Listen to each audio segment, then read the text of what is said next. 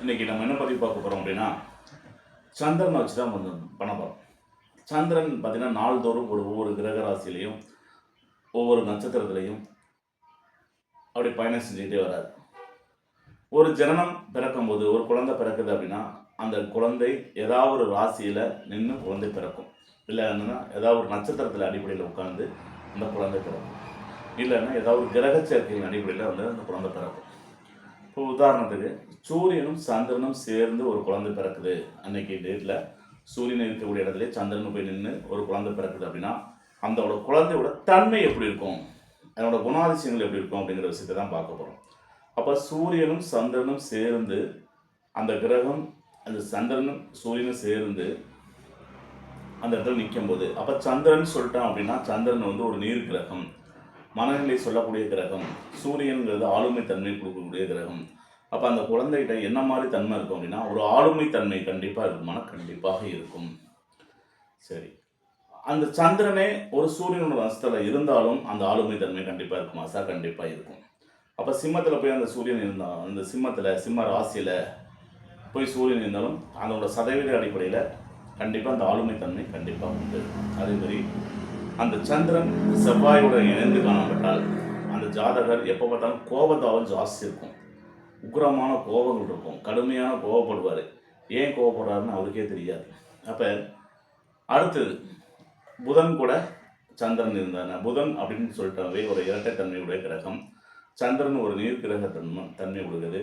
அப்போ இடத்துல இருந்தாப்புல தன்னை மாற்றிக்கக்கூடிய குணநிலைகள் அந்த இடத்துல ஜாதகர் கொடுக்கும். அதே விஷயத்தில் அந்த ஜாதகர் ஒரு வெகுளித்தனமான தன்மையுடையவாகவும் இருப்பார், ஒரு குழந்தை போன்ற தன்மையுடையவராகவும் இருக்கக்கூடியதுக்கு வாய்ப்பு இருக்கும். அதை விட சந்திரனும் குருவும் சேர்ந்து இருந்துட்டா அப்படின்னா வந்து தெய்வீக தன்மை கண்டிப்பாக இருக்கும், அவங்கள்ட்ட தெய்வீக ஆற்றல் இருக்கும், மதிப்பு மரியாதை கொடுக்கக்கூடிய தன்மை இருக்கும், இதெல்லாமே அவங்கள்ட்ட இருக்கும். அதே சுக்கிரன் கூட சந்திரன் சேரும்போது சந்திரனும் சுக்கிரனும் பார்த்தீங்கன்னா சேர்க்கை ஏற்படும் போது பார்த்தீங்கன்னா காம இச்சைகள், ஒருத்தரை பார்த்தோன்னா அவங்களுக்கு பிடிக்குது அப்படிங்கிற மாதிரி விஷயத்தை அவங்கள்ட்ட ஆணுக்காக இருந்தாலும் சரி பெண்ணுக்காக இருந்தாலும் ஒரு கொடுக்கும். அந்த தன்மை இயல்பாகவே இருக்கும். உணர்ச்சி மிக்கவர்கள், உணர்ச்சி வசப்படக்கூடியவர்கள் அப்படின்னு சொல்லலாம்.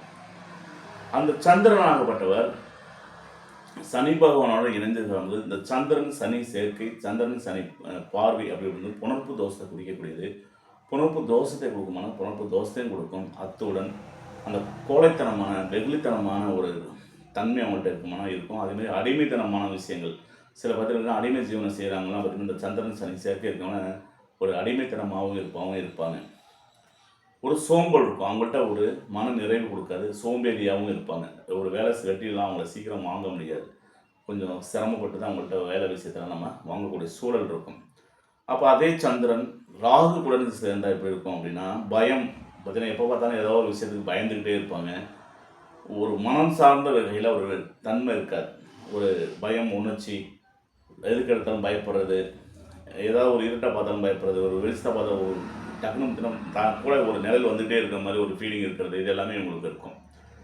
அதுமாரி சந்திரன் கேது, இந்த சந்திரன் கேது வரும்போது பார்த்திங்கன்னா விரக்தி மனப்பான்மை நிறைய கொடுக்கும். அந்த கேது திசை சந்திர திசையில் கேது புத்தி வரும்போது பார்த்திங்கன்னா விரக்தி மனப்பான்மை கொடுக்குறது. அதாவது பார்த்திங்கன்னா தன்னை வந்து ஏதாவது ஒரு ஆத்மா வந்து உன்னை பிடிச்சிருச்சுன்னு சொல்கிறது, இல்லை அப்படின்னா ஏதோ ஒரு தெய்வம் என்னை ஆட்கொண்டு விட்டுச்சுன்னு சொல்கிறது, இந்த மாதிரி தன்மைகள்லாம் கண்டிப்பாக இந்த காலகட்டங்களில் இருக்கும். இது அந்த சந்திரன் 12 ராசிகளில் எந்த இடத்துல இருக்காரு அப்படிங்கிறத பொறுத்தும் பலன் சொல்லலாம். அந்த கிரகத்தோட எந்த கிரகத்தோட சேர்ந்துக்கிறாரு அதையும் சொல்லலாம், எந்த நட்சத்திரத்தில் இருக்காருங்கிற அடிப்படையிலும் சொல்லலாம். இப்படி ஒரு ஜாதகத்தோட அந்த தன்மைகளை பற்றி அந்த ஜாதகர் அந்த சந்திரனோட இருக்கக்கூடிய இடத்தை பொறுத்தும் அமரக்கூடிய இடத்தை பொறுத்தும் அவர் எந்த நட்சத்திரம் இருக்கக்கூடிய பொறுத்தையும் அவரோட ஜாதகோட மனநிலைகள் மாறுபட்ட மனநிலை இருக்கும். இது போன்ற ஜாதகங்கள், உங்களுடைய சந்தேகங்கள், உங்களுடைய ஜாதகங்கள் ஆய்வு செய்யணும், எனக்கு ஜாதகம் பார்க்கணும் அப்படின்னா என்னை மேற்கண்ட தொலைபேசி எண்ணில் தொடர்பு கொள்ளலாம். 80 720 73 501 இந்த நம்பருக்கு தொடர்பு கொள்ளுங்கள். ஆன்லைனில் அப்பாயின்மெண்ட் வாங்கி நேரடியாகவோ இல்லை ஆன்லைன் மூலமாகவோ ஜாதகம் பார்க்கலாம். இந்த மாதிரி பதிவுகளை நீங்கள் தொடர்ந்து பார்க்கணும் அப்படின்னா சுக்கிரன் செந்தில் அஸ்ட்ரோ டிவி சப்ஸ்கிரைப் செய்துள்ளோம். நன்றி, வணக்கம், வாழ்க வளமுடன்.